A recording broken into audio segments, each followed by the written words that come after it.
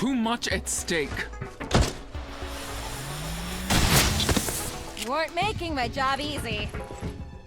You won't stop us. We'll recover. I know it.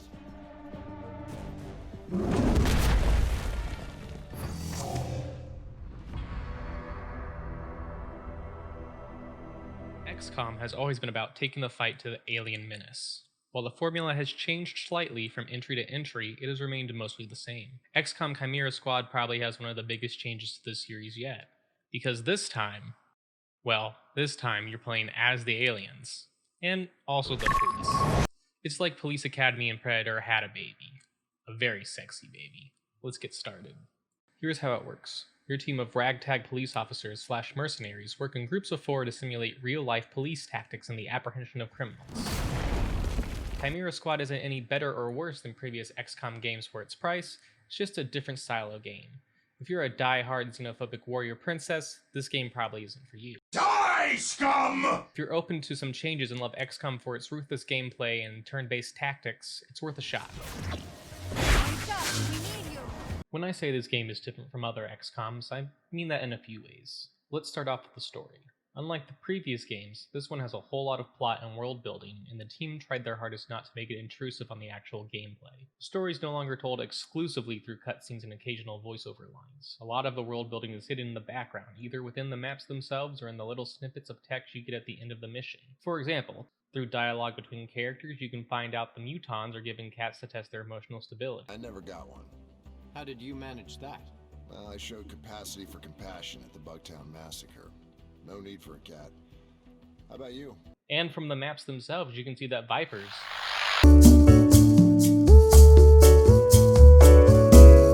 The main story is okay. It's less exciting than War of the Chosen, but not because it's on a smaller scale. Obviously, there are going to be spoilers here, so if you don't want those, just skip to here.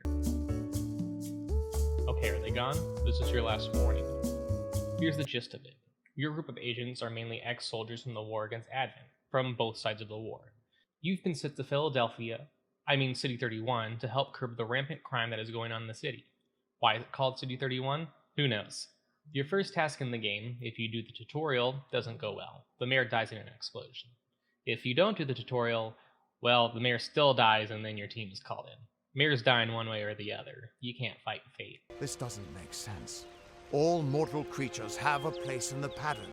Your agents are then sent to investigate who is behind the killing, a classic whodunit. You have to investigate 3 different factions in any order you choose. The Progeny, who are a bunch of psionic cultists, Grey Phoenix, who are just a bunch of alien scavengers, and Sacred Coil, remnants of Advent who want the Elders to return. Unfortunately, the story doesn't change depending on the order you choose, the factions just have access to some different maps and enemies with more hit points. Take on Progeny first, and you won't be up against as many sorcerers and acolytes as if they were taken on last. You'll still fight them and have to deal with their soul fire that always hits. Go up against Sacred Coil and... actually, just don't go up against Sacred Coil first. Trust me. And when you do, make sure you have Patchwork with you for every mission. Anyway, it turns out that neither of the 3 factions are responsible for the mayor's assassination. Big surprise. They were all being bankrolled by another group. The ones who were in charge before you stepped in. A mercenary group called Shrike. They kind of only exist on the edge of the story until Act 3, when you discover who the main baddie is. They try to depict him as a doing bad for the sake of good type of villain, but considering we don't even have any interactions with him until the very last mission, it falls flat. Even in War of the Chosen kept egging you on throughout the campaign, which really added to the satisfaction when you finally took him down. I suppose after having allowed them to be captured, the least you could do is mount a rescue attempt. Now here's one of the biggest changes to the series. The characters. In XCOM 1 and 2, you could have around 3 pre-named hero characters, and the rest were named and created by the character or randomized. Here the characters are all hero characters. They can't die or else it's game over. The only thing you can change about them is the color of their clothes. And while I like designing my own characters and the chance they could die at any second adds a lot of weight to the game, I understand the decision here. These characters are integral to the story, so having them die would kind of defeat the purpose that Firaxis was going for here. And for the most part, these new characters are all written well, at least their backstory and motivations are. The director of the Chimera Squad themselves is one Jane Kelly, who you might remember from the tutorial of XCOM 2. It's a nice touch, and there's tons of little details like this throughout the game. Agents may add a little line or two of information during story missions during the breach sequence. You can tell the team tried to make all these characters feel like fully breathed and living individuals. You'll hear more conversation in 2 hours here than you would in a full campaign of the previous entries. Outside of missions, agents will have conversations while you work in the strategy layer. Some of these interactions are really good, like between Verge and Axiom, whose discussions often revolve around how they respond to being literal aliens in a human world. It gives a lot of backstory and shows how they individually react to it. Other interactions are, well, as much as I want to like Terminal, she kinda just reminds me of a really poorly written version of Abby from NCIS.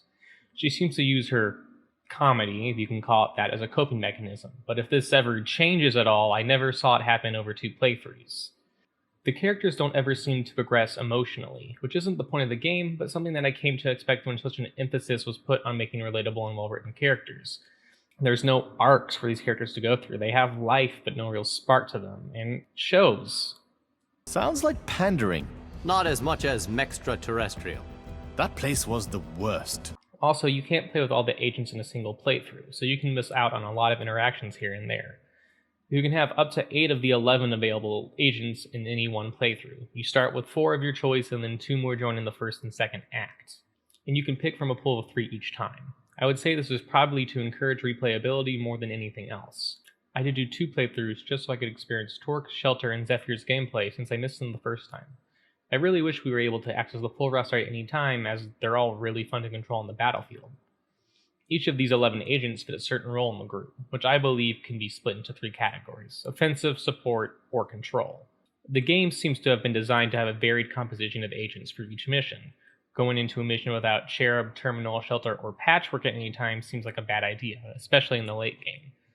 But going in with just those 4 would probably be just as bad as an idea. Here's a quick rundown of each agent. Axiom is good for taking damage and dealing damage.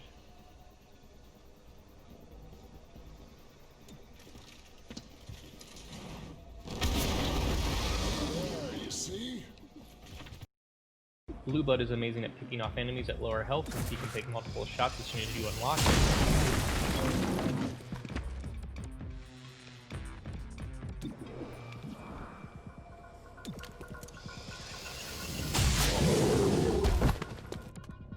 Cherub is great at supporting your other teammates, but not really that good at anything else. But maybe I'm just bad. Now that's protection.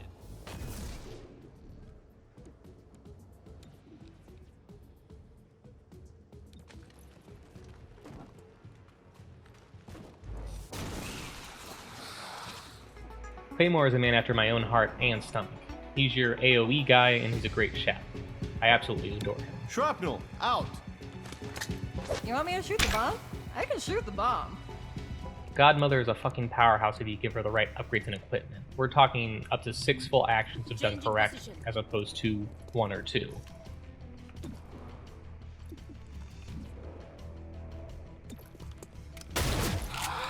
Patchwork is great for stunning enemies, taking down robotics, and almost necessary for Sacred Coil at any difficulty.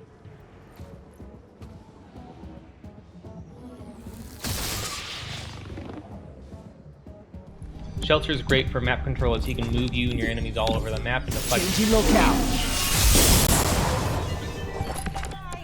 Terminal is your healer. She's a necessity for most missions that are multiple encounters long.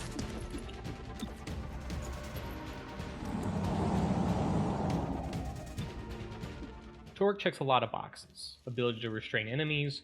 She can move you out of harm's way. She represents a realistic interpretation of how harm and unjust power structures can influence someone's psyche and cause trauma to them for years to follow. She can cause poison damage to weaken stronger enemies.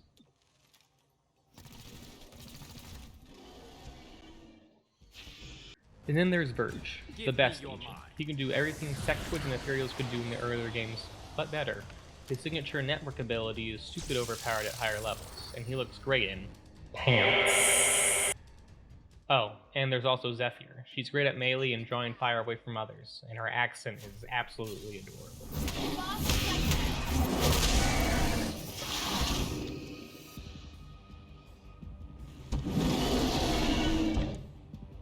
And now, here's the most important part of the review, the part you've all been waiting for.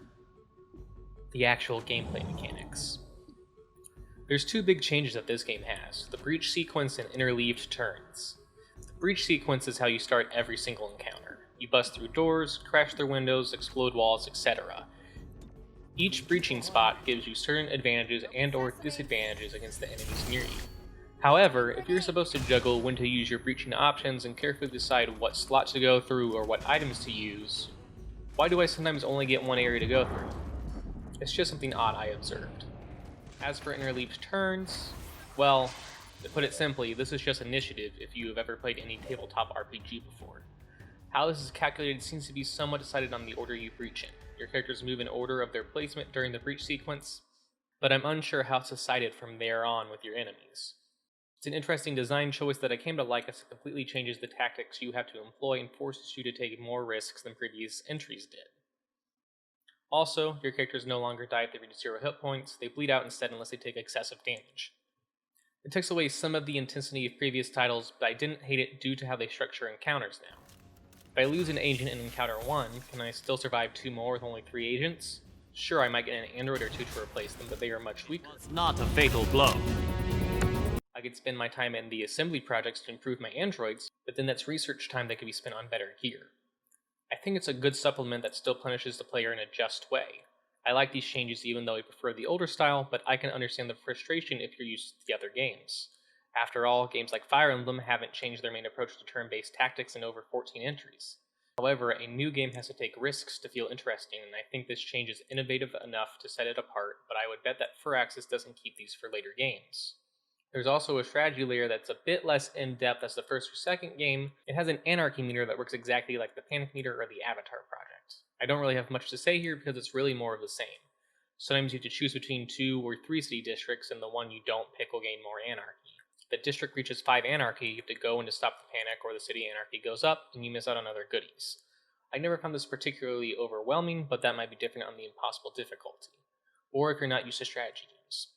It's okay, but I really wish they did more field teams in this sort. Also, why does every single mission say that it's very difficult? Some are only 1 encounter. Why are you lying to me? What did I do to deserve this? Is it because I like the Bureau Declassified? It's a good game. I will say that resource management is a bit more difficult than before. You'll never have enough money or intel that you need, so you have to juggle what you want. More supplies, more field teams, or more assembly projects. This is true even on normal difficulty. Although, I will say this. Get a level 3 field team in technology as quickly as possible. Your assembly team will thank you later.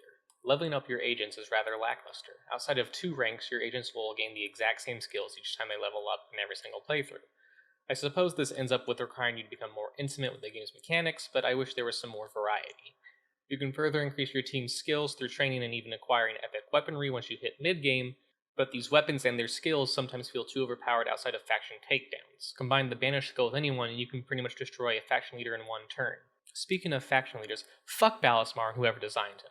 This bitch gets to act not once every round, but every 3 turns. It doesn't even matter who goes before him. He's worse than the alien rulers. I hate him, I hate Secret Quarters Final Mission, and I wish that... The sounds for this game is rather inconsistent. On one hand, some of the music really rocks, especially the Progeny takedown mission. I mean, listen to this.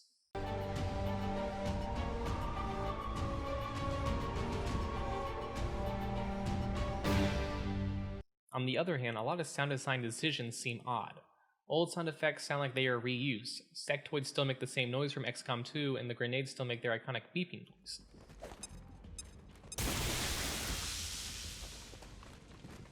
I don't have a problem with reused sounds, it's just that these ones don't even sound like they were improved or changed at all, just that they were reused assets. And the voice acting, well, there's been a lot of controversy surrounding this, so let me try to explain what happened if you haven't seen it. People were upset that some of the alien agents' voice acting, namely Torque's, didn't really sound alien at all, as if we know what aliens sound like. Then it came out that the voice actress didn't even know she was voicing a snake-like character. But this happens a lot in games, just look at Keith Farley in Fallout 4. This isn't on her at all. I do not think that Torque having a non-typical snake voice is a bad thing. I actually think it's really well done. Just because her character is reptilian doesn't mean she has to pronounce her S's with a lisp, like we see in every single media depiction of a reptilian humanoid ever. But when you have characters like Verge who do fit into a nice stereotypical role between Mordin Solus and a Grey Martian... Remarkably positive. They reduce risk of psionic attack. It seems odd that a character like Torque doesn't have something similar in that regard. She wasn't raised after the war, so that's not really an in-game explanation. Neither of these decisions are better or worse than the other, but there's a really big dissonance when you compare the two. On the whole, the character voices are done well, and the voice actors emphasize the lines in a way that makes the characters come to life, even when the lines themselves aren't the greatest. Before we get to the end, there's one last thing to talk about. I couldn't really think of a good place to put it before, so here it is. There are a lot of bugs. And I'm not just talking about chrysalids, which there actually aren't that many of in-game. I didn't experience anything game-breaking, but I had a lot of annoyances. I had the game crash 4 or 5 times over a single playthrough. One particular mission crashed whenever Cherub took down the last enemy in an encounter. Other typical ones I've experienced include characters levitating in place, or the teleportation grenade showing my character moving somewhere else before correcting itself. There's a lot of little tiny annoyances like this, and at times it can feel like a Bethesda game. For the most part, they're just minor, but there are a couple that are really aggravating and made me want to stop playing at times. Overall, I think Chimera Squad is a nice spin-off that succeeded in what Firaxis was attempting to do, to test out some new mechanics and give us a nice tie-in to XCOM 3 Apocalypse for a cheap price. That's right, I'm not afraid to say it, you know it's true, it's going to happen. But it's going to be more than just hybrids this time. We're talking about taking down whatever the elders were scared of with LMAOs and snake with thieves alike. And I'm 100% down for it. It's $20 on Steam. If you like strategy games, get it. If you're unsure, then just get XCOM 1 or 2 when they're on sale. They're all great. Also by the Bureau Declassified.